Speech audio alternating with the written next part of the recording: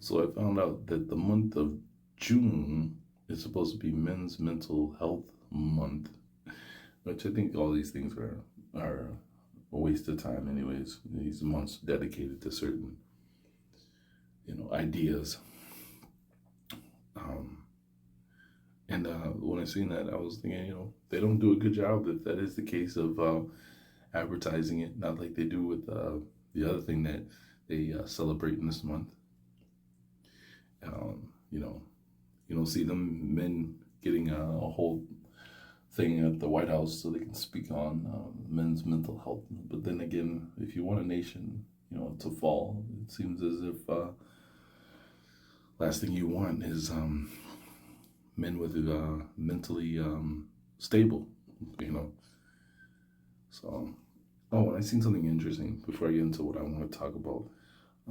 I seen the story of uh, the NBA championship. And when I seen the uniforms, I was like, oh my goodness, dead giveaway. So look at this. So remember, was it like 2 years ago?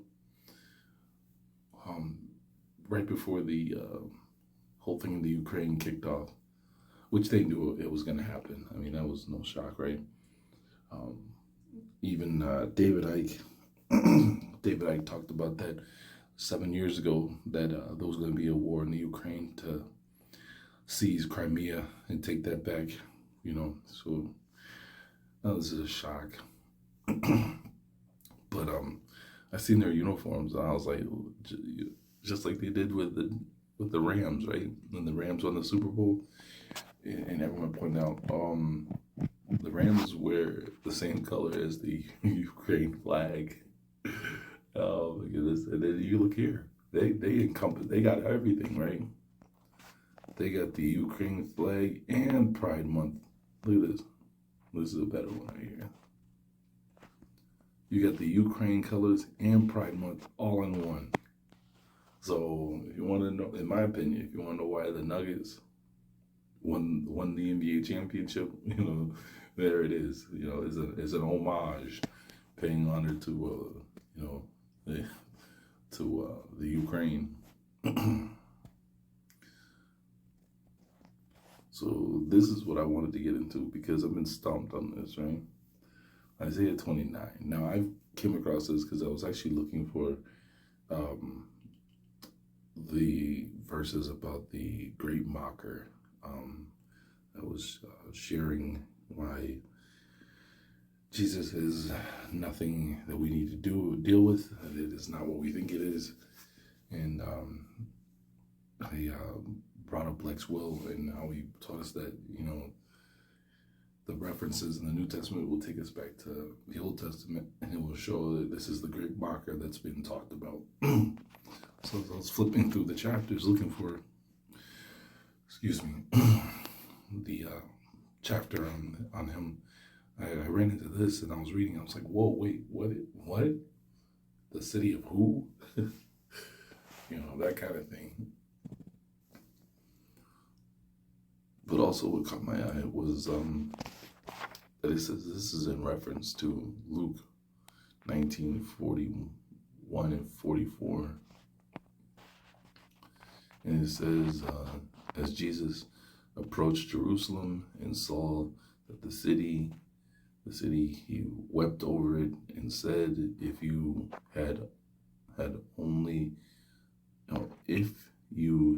known on this day what would bring you peace, but now it is hidden from your eyes. For the days will come upon you when your enemies will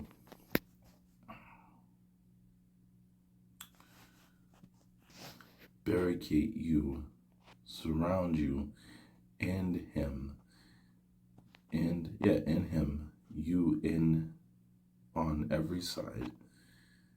They will leave you to the ground, or levy you to the ground, you and the children with your walls. They will not leave one stone on another, because you did not recognize the time of your visitation from God. And I've heard this misused because I remember when 9/11 happened and went to church. I think it was on a Wednesday. And I remember the pastor used this verse 44 that they will they will not leave one stone on another. Was him saying that it was a prediction of the Twin Towers coming down. So this was wrong because again, this is what Christians do, right? They take one portion of a verse and they apply it to what's going on or what they want for their argument. They don't take the verse before, like I've been taught, especially when you do was it Isaiah 53, and when it talks about for we all like sheep have gone astray, each have turned in his own way, but the Lord has laid on him the iniquity of us all. They'll just take that one part. The Lord has laid on him the iniquity of us all. And they'll say, see, that's Jesus. We'll come to find out, no, Isaiah 53, you have to read it with Isaiah 52 to understand the whole concept of it, that it's a song. And that him that it's talking about through Isaiah 52, Isaiah 53, is the servant. The iniquity has been laid on the servant, not Jesus. And that the servant then would have to pay for his sin, right? And then no one else could carry it during that time. And if I remember correctly, the servant, Lex Will broke it down to us, the servant is Judah, right? And the elect are Israel. So I just want to make sure it's clear. So here it goes. Woe to you, O Ariel, the city of Ariel, where David camped. Year upon year, let your festivals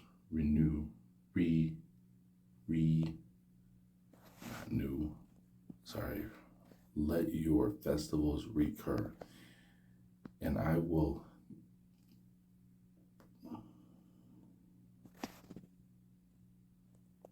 constrain Ariel, and where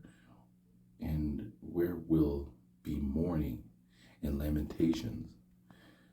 She will be like an altar hearth before me. I will camp in a circle round you. I will besiege you with towers and set up siege works against you. You will be brought low and will speak from the ground, and out of the dust your words will be muffled. Your voice will be like a spirit from the ground. Your speech will whisper out of the dust. But your many foes will be like fine dust. The multitude of the restless like blowing clap, when suddenly in an instant you will be visited by the Ishi of hosts, with thunder and earthquakes and loud noises, with windstorms and tempests and consuming flames of fire. All the many nations going out to battle against Ariel, even all who war against her, laying siege and attacking her, will be like a dream, like a vision in the night, as when a hungry man dreams he is eating, then wakens still hungry, as when a thirsty man dreams he is drinking, then wakens faint and parched. So will it be for all the many nations going to battle against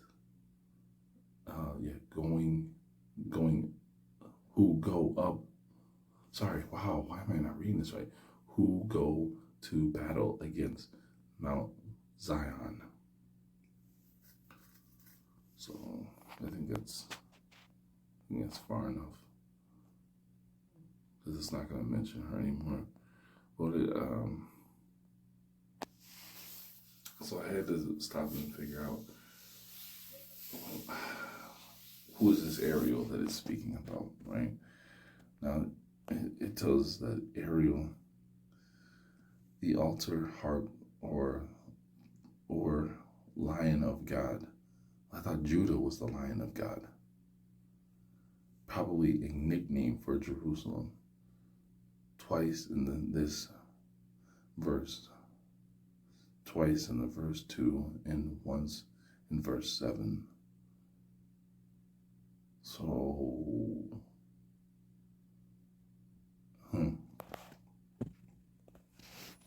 So go over to the Blue Letter Bible to try to figure out if we can get to the bottom of this. And it's got Ariel. Strong's H740. Ariel. Ariel. Ariel, the same as H739. Ariel, a symbolism. Name for Jerusalem, symbolic name for Jerusalem. Also the name of an Israelite, Ariel. Let's see. Ariel, let's see. Lion of God or Lioness of God.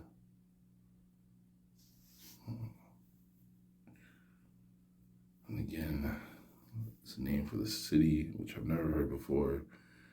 Name of a chief of the returning exiles. Stop that. Let's see.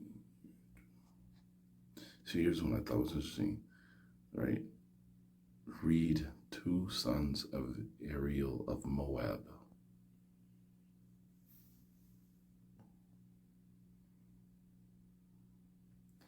Well, our altar hearts of Moab. That was the other one I thought was interesting. Now look at this. Moab, right? A land east of Jordan and the Dead Sea. One of Israel's neighbors in biblical times. The highland of Moab extends southward to the sea,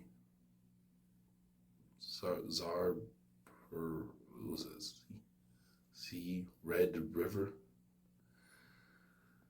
and something Waba al-Hash, as eastward to the desert, and westward to the Dead Sea.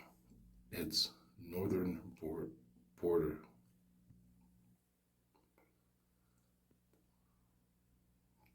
barley was much disputed.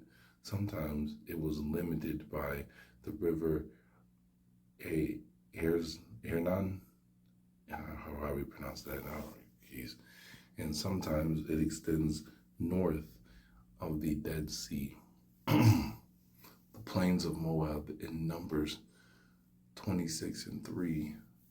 The area of Moab is mountainous in the south, with ranges up to 4,000 feet. 1 in 250 miles, leveling off to a plateau in the north. The biblical Mosher tableland. The decline to the desert is gradual that to the Dead Sea shore. Oh, sorry. Steed. The area was traversed by the King's Highway. Its economy was mainly pastoral. 2 Kings 3 and 4. Now, let me see if we can see this. King's Highway.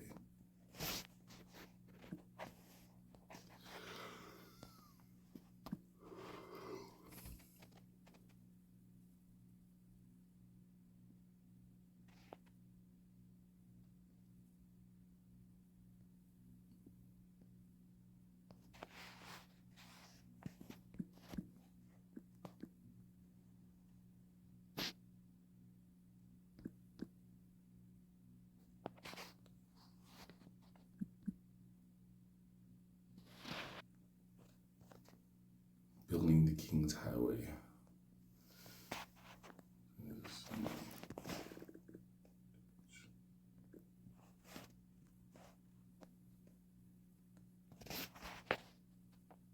The importance of the silver trade to the Spanish colonial effort is well documented, as it opened up an exchange of goods with Europe and Asia. Lesser known is the story of the roads on which this trade moved and the people responsible for building them. Focusing on the Camino Real linking Mexico City and the port of Veracruz. Bruce Castleman has written a social history of road construction laborers in late Bourbon, Mexico. He has drawn on employment and census records to study a major shift in methods used by the Spanish colonial regime to mobilize the supply of unskilled labor, and concomitant changes in the identities those laborers asserted for themselves.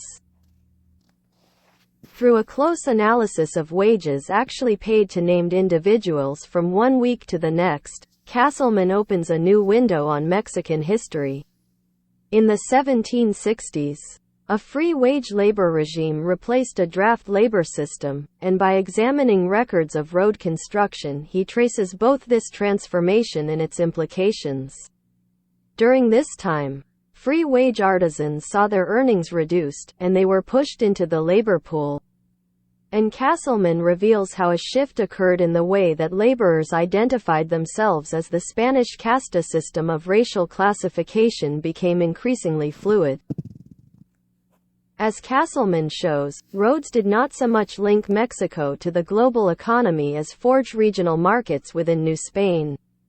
And his work provides an astute analysis of struggles between the Bourbon colonial state, the important consulates of Mexico City and Veracruz, and more localized interest over road policy. More important, building the King's Highway provides a valuable new perspective on people's lives as it advances our understanding of labor in late colonial Latin America. See, this is what I was looking for. King's Men. I thought it was King's Road.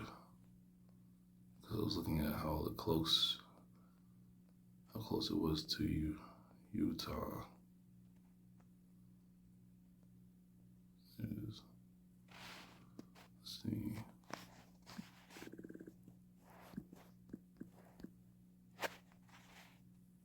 Oh, let's see, they're way up.